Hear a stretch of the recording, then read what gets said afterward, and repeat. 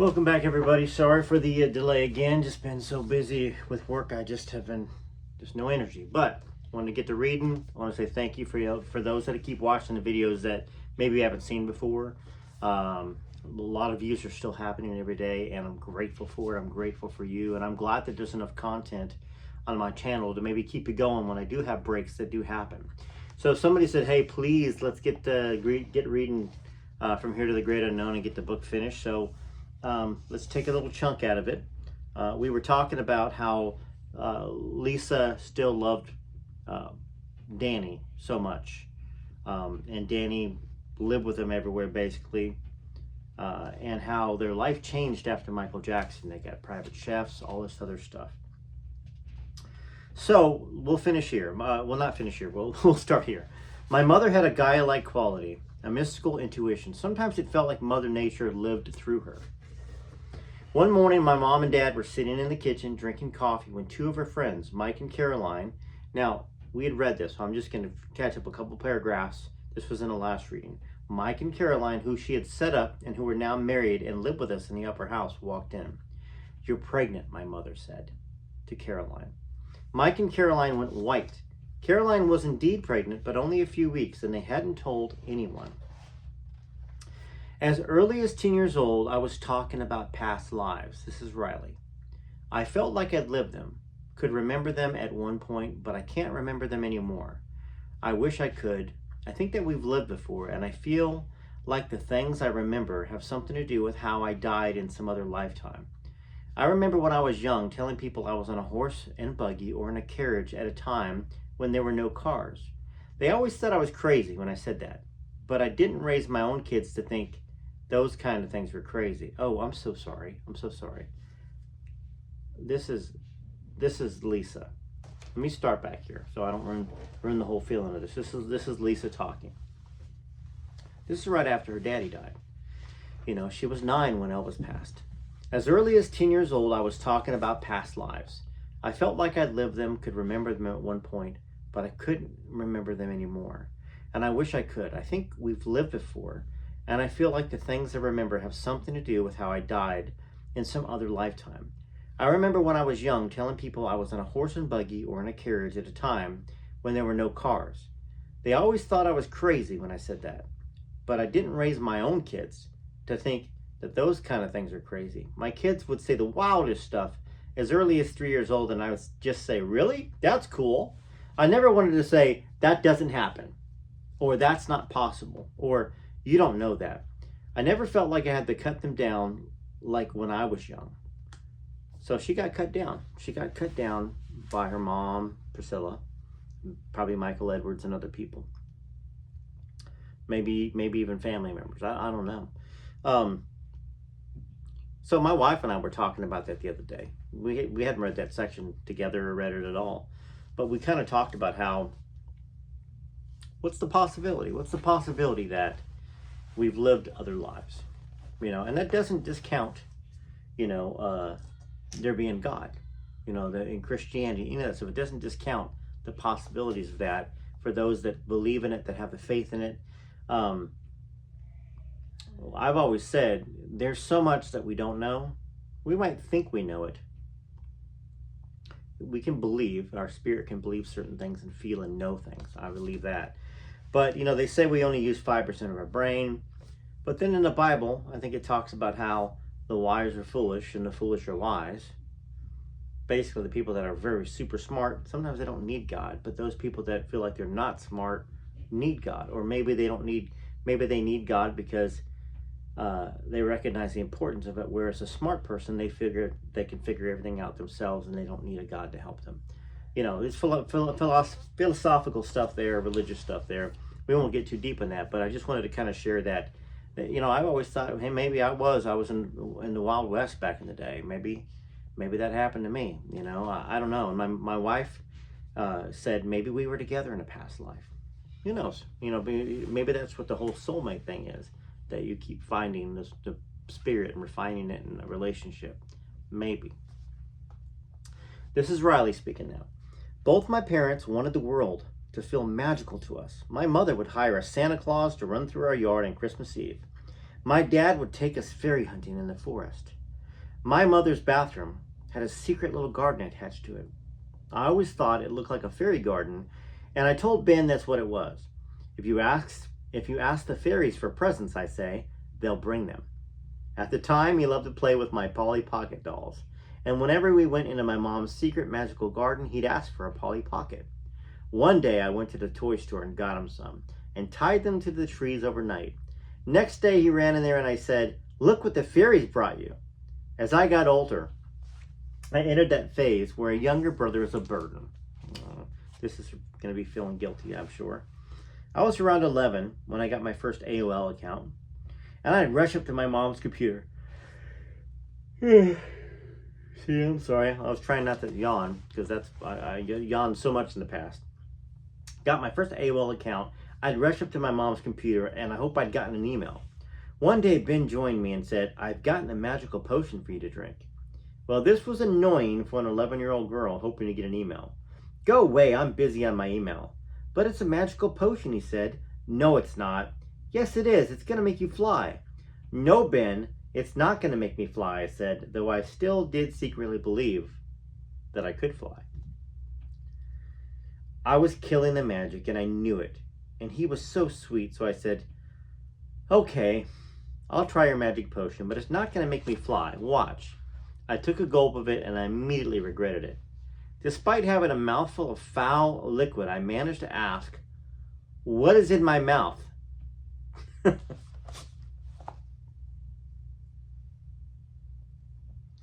Ben said, "It's my pee." Then I was indeed flying, just like Ben said I would, down the stairs and the long hallway all the way to my bathroom. Ben followed me and stood laughing at the doorway as I spat out his magical potion and brushed my teeth with soap over and over again. I went and found my mom. "Ben made me drink his pee," I wailed. "Benjamin," she said, and that was it. He never really got in trouble. All he would ever get was Benjamin. And if he was really in trouble, Benjamin Storm. Everyone loved him too much to stay mad at him. Another time I chased him into the laundry room, telling him that I didn't want to play with him because he was being such an annoying little brother. I remember I had a VHS cassette in my hand, and I was so angry that I lifted it high like I was going to hit him with it. He started sobbing. I have felt bad about that for my whole life. Like I said, he could just break my heart so easily. Because he was the sweetest little boy that you could imagine. Now, we went to a private school in Woodland Hills called Lewis Carroll. 3 stop signs and down the road from our house. My mom would pick us up at the end of the day, but she really didn't have a lot of interest in our education. We didn't have to be sick. We could just tell her that we didn't want to go to school, and she'd say, "Great, you're staying home and hanging out with me." Even on the way to school sometimes, Ben and I would pitch to her all the reasons why we needed to stay home that day. And as we'd be pulling up to school, she'd turn the car right around and pull back out. And we'd end up getting ice cream or going to the toy store. That's nice. I mean, my youngest son, would love it if we were like that. Now,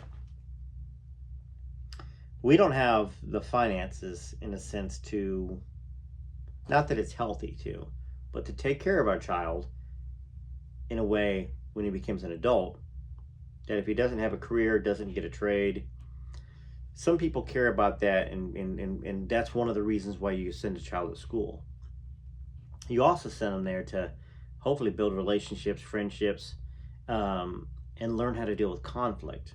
In this day and age, it's a little scarier in the sense to send your kid to school, or it can be, with all the stuff that happens in schools. So, basically, Lisa didn't care whether they went to school or not, because she didn't get much out of it, I guess. Or maybe they had so much money that she didn't ever think, oh, they need this for their career, and they can learn plenty by being around me, or, you know.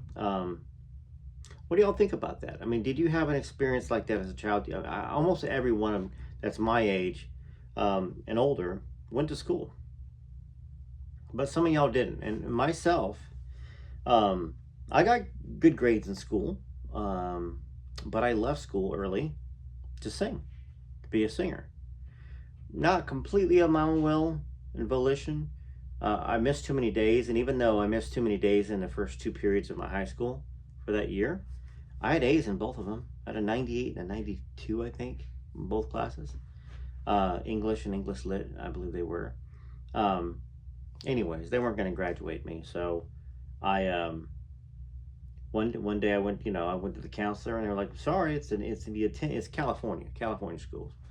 This is the attendance policy. You can make it up in summer school." I'm like, "Well, I won't get to walk with my class, I mean, that's the whole point of graduating, part of it." And she said, like, "There's nothing I can do about it." I said, "Well, I'm dropping out then." And she said, "You can't drop out. You're not 18." And I said, "Well, mark me." I said, I used an expletive. "Mark me absent then." And I became a full-time singer and sang 7 nights a week. I did get my GED later on in life. It didn't hold me back from getting jobs, as I just put down I graduated high school. You know what I'm saying? Nobody ever questioned it because I didn't have a problem with graduating. It was just an attendance thing. But anyways, this whole thing with Ben and Riley skipping school all the time and Lisa being fine with it. It's interesting, but I think it's only from a viewpoint of somebody that has, in a sense, has it all, has money, has fame, has connections for her kids, in a sense that's one of the only times it's going to happen. But also maybe a mother that was very into I don't want to say hippie, the whole hippie culture, you learn from nature and all that stuff. There's plenty to be learned from that too.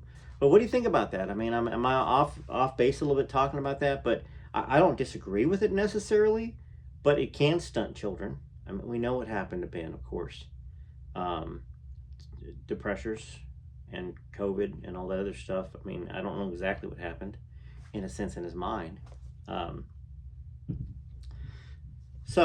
To continue the chapter, my dad, on the other hand, said we needed an education, a structure, a schedule.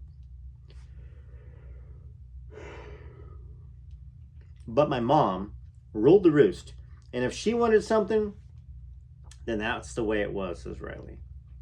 My mom let my father homeschool us at one point. All I remember is him telling us about ancient Egypt, how Orion's belt aligned with the Great Pyramids, and to this day I actually impress people more often with my knowledge of constellations than my math. So there's that. There's the education right there. A couple of years before I was born, Priscilla had a second child, a boy named Navarone. So, you know how we all talk about how Riley doesn't ever call Elvis grandpa or granddad? Is it a Scientology thing that she calls Elvis Elvis and Priscilla Priscilla? Now, I got some inside information from having some phone conversations with people very close, or somebody very close to Priscilla, that Riley and Priscilla had only met maybe 5 times their whole life, or spent time around each other, like a considerable amount of time around each other. So I don't think there is a relationship between Riley and Priscilla. So it would make some sense that if Riley calls Elvis Elvis and not grandpa or granddad, because she was never around him and didn't have a relationship, that she would call Priscilla Priscilla. So a couple of years before I was born, Riley says Priscilla, we say Prissy. Prissy had a second child, a boy named Navarone. Prissy was a new mom again, and my mom was a new mom, so they spent a lot of time together because they both had little kids. It became a point of understanding between them, a new start, a burying of the hatchet. Although I know my mom was a bit jealous of Navarone too, because here was this little boy that Priscilla just ignored. That's like a Freudian slip. Priscilla didn't ignore. That Priscilla just adored, is what Riley wrote. Nana, Priscilla's mother, was a matriarch of her family and the quintessential grandmother, whereas Nana, Priscilla, didn't really fit the image of Granny. Nana definitely did. The entire extended family would have dinner at Nana's house in Brentwood every Sunday. So that kind of goes against maybe what I shared about not being around each other much. Maybe it's more one-on-one time. I don't know. Or maybe this is made up. We can't discount the possibility with Scientology still ruling the family like it does, that some of this stuff is written, I don't know, makes you question it, I guess, what the motives are. Especially when we know there's text messages between Riley and Priscilla that are not very good, that are out there with these court cases. The entire extended family would have dinner at Nana's house in Brentwood every Sunday. She made famous burnt baked potatoes, and we would put all of our salad in the potato skins and eat them. That sounds actually really good. Sometimes she'd make us pasta, and we'd eat it with a cottage cheese. In fact, my mom would never eat pasta without cottage cheese. She said it was a Beaulieu thing, referring to the Priscilla's maiden name. After dinner, my grandmother would always have push pops for all the kids.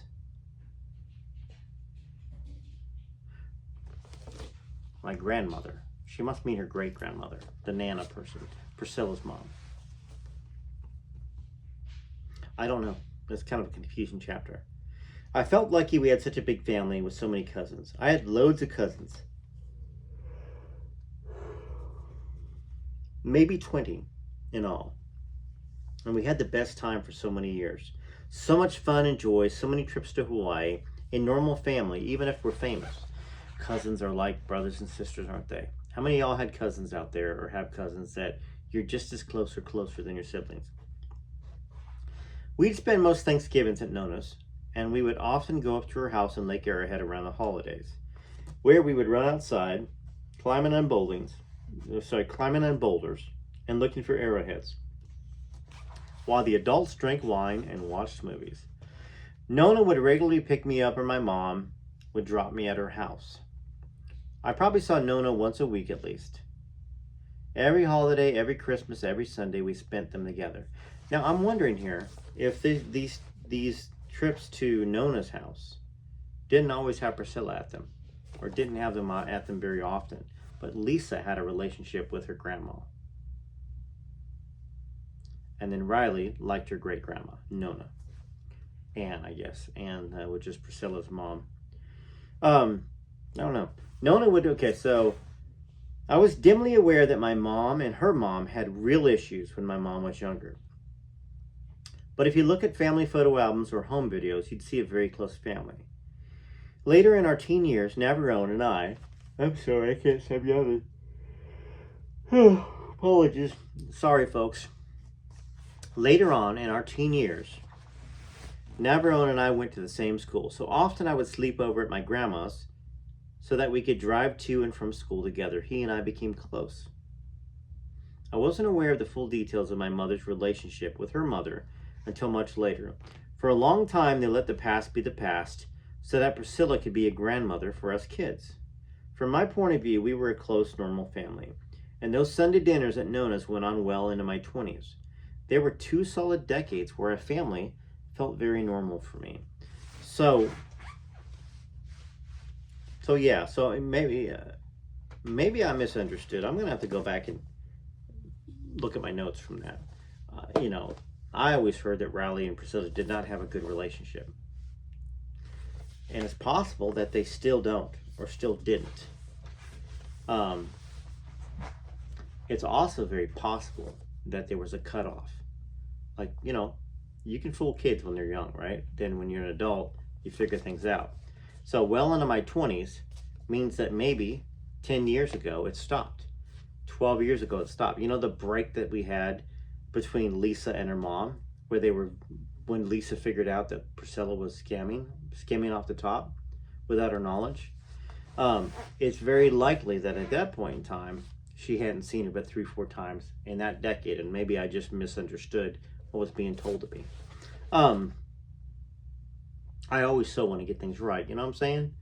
And we're reading in the book, and it says that they had a good relationship until her 20s, so maybe she'll talk about it more. All right, so she continues on. My mom took me everywhere with her when I was a kid. I remember she did a photo shoot in New York with Kevin Aucoin. He made her to look like Marilyn Monroe, and I couldn't believe how beautiful she was. and how much she looked like her. Once he was done with my mom, Kevin did my makeup too. I vividly remember his deep voice and his big hands. She would take me to Cartier photo shoots, Vogue photo shoots, and once to a fitting with Donatella Versace. While my mom was trying on dresses, I ran around the studio with Donatella's daughter, Allegra. When we left that day, my mom took with her an extraordinary, very heavy, sequined Versace dress. I'm not sure how often she wore it, but I loved to visit it in her closet. It was magical to me. One of my favorite things to do was sneak into my mom's massive closet when she wasn't home and try on her dresses. She hated it when I took her things. One day when I was 13, I snuck in and borrowed one of her favorite bags, a black Chanel purse with a gold diamond eagle on it. I was going to Six Flags with my friends and I thought it would be cool to take the purse. But on a break between roller coasters, I put the bag on the bench behind me, and when I stood up to leave, it was gone. That was the only secret I ever kept from my mom when I was growing up. Eventually, when I was about 20, I told her. I don't think she could even remember which Chanel purse it was. She had so many. Now, Riley says, I would often find myself at parties with her. When I was around 9 years old, my mom took me to a party at Alanis Morissette's house on the beach in Malibu. My mom didn't really know anyone at the party. She didn't go out of her way to make friends because she was really shy by nature. So I was her friend for the night, which was common. At one point, we got some vegan food, and I remember there was a lot of vegan food. And for the rest of the night, we sat alone by a bonfire on the beach chatting. Through the darkness, we realized that there were two adults rolling around on the sand making out, and my mom covered my eyes. Don't look, she said. They were probably doing more than making out if Lisa was covering Riley's eyes. That's what I think. When my mom would go to parties in Hollywood Hills, if there was a person... So real quick, Hollywood Hills. Y'all know I'm from California. Or maybe some of y'all know that. Or I moved here in '96 in Tennessee. So I spent my first 20 years, almost 21 full years in California. I played music parties in Hollywood Hills, in Agora Hills, in Malibu. I remember I went to a party in Hollywood Hills, and we played music, and Jerry Lee Lewis, his drummer, and some of his band, I believe, was there playing the party. And it was just a beautiful place, and the bonfires, swimming pools, all that good stuff. So I can picture it when I'm reading this. It feels like I'm there. All right, if there was a person who she thought I was a fan of and would want to meet, she would call me to get out of bed in the middle of the night to come to wherever she was. One night after I'd fully gone to bed, somebody came in with a phone for me. I'm at a party, my mom said, and you'll never believe who's here. Who? I said groggily. Marilyn Manson. Do you want to come meet him? Well, at the time, I was a big Manson fan. So even though it was a school night and an hour drive from Hidden Hills to Hollywood Hills, security took me to the party at Jaquay Getty's house. I met Marilyn Manson and then went upstairs where there were some other kids. We tried on wigs all night until the adults were done. Much later on my 17th birthday party, when I was deep into a Led Zeppelin phase and had also gotten a Zozo tattoo, my mom called me from Pepone in Brentwood. Let's have dinner for your birthday, she said. Again, security drove me over. I met my mom in the parking lot. We walked into the restaurant and there was Robert Plant waiting to have dinner with us. Robert Plant. So I'm from 29 Palms, California. And Robert Plant actually had a single. He wrote a song called 29 Palms. 29 Palms, how I feel the heat of your desert heart. I think that's the song. Pretty interesting. It's a very cool place where I grew up. Very desert. You can see every star in the sky, like every single one. Because there's no lights from the buildings because we just lived in the desert. Beautiful mountains, clear, clean air. Very hot in the summer. Most nights I would fall asleep to the sound of a party downstairs, the piano being played and people singing, the music loud. Ben and I would sometimes sleep together in the same bed, and that was very comforting to us. My mother had other boyfriends, but my dad still lived in the guest house. My mom's routine was the same every single night that she was at home. A massage while she watched Nick at Night. Then she would come and lie with us and sing us a lullaby. Mama's little baby loves shorten and shorten, or lullaby and good night. Mommy loves you, Daddy loves you. That's usually where the song ends, but she would keep going, naming every single person and animal we'd ever met until we fell asleep. Grandma Janet loves you. Nana loves you. Edie and Aunt love you. All the dogs, Oswald, Ruckus, Lulu, Winston, Puffy love you. That's interesting. No Priscilla there. See, I look for truth between the lines. If there's no Priscilla there, Grandma Janet, Nona, which is Anne, Edie and Aunt love you. I don't know who those people are. Aunt could be Priscilla. I don't know. Or my dad would read us The Hobbit. Then they'd both say goodnight, some nights a little bit tipsy and wild, in which cases our nannies would sit with us until the sound of coyotes called me into a dream I always had, a place in which nothing bad ever happened, and where we all lived forever in each other's orbits, the closest family that you could imagine.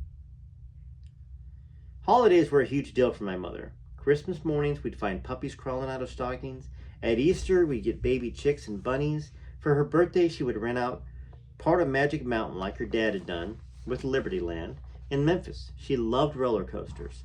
Zippin' Pippin was the first roller coaster she ever fell in love with, and so on one birthday, she just rented out Colossus and went on it about 700 times in a row all night with me and Ben. She made her security guards ride with her until they turned green. We'd have huge Thanksgiving meals with everyone dressed up. Nothing was low-key. She wanted every moment to be extraordinary. But then there were the nights when I would come home in her room and find her all alone, lying on the floor, listening to her dad's music, crying. That's where we're going to pause this. And I do apologize for the yawning. But, you know, I didn't want another night to pass where I didn't read y'all something. And Andrew tried to send me $50, by the way, to Rare Elvis Photos and PayPal, I think. My PayPal or Venmo, one of those two things, for some more books. So thank you, Andrew. I haven't accepted the money yet, but if you're watching this, I didn't want you to think that I didn't see that it came in. And I think you might have been sending me a lot of emails in the last 2-3 months. Very long emails, very detailed. And I told you that you need to create a YouTube channel. You're a big Elvis fan. You've got a lot of opinions. And a lot of people would agree with you, I'm sure. If that's the same Andrew. So it's probably perfect timing since my youngest son is jumping around playing VR right now. He's playing something called Gorilla Tag. He's been doing that for a while, where you do like this, and you move around and you like jump and you go on missions and stuff like that. Anyhow, TCB TLC, I'm gonna play a song for y'all as we roll out of here. I need to get prepared for another day, and hopefully I'll do some reading tomorrow. Maybe I can get up extra early in the morning and do some reading for y'all. Okay, lots of books to read, lots of stuff to talk about. I miss y'all, I really do. And I just need to get into the routine of finding the time in between all the other stuff that I do for y'all. Okay? Thanks again. This is Rare Elvis Photos.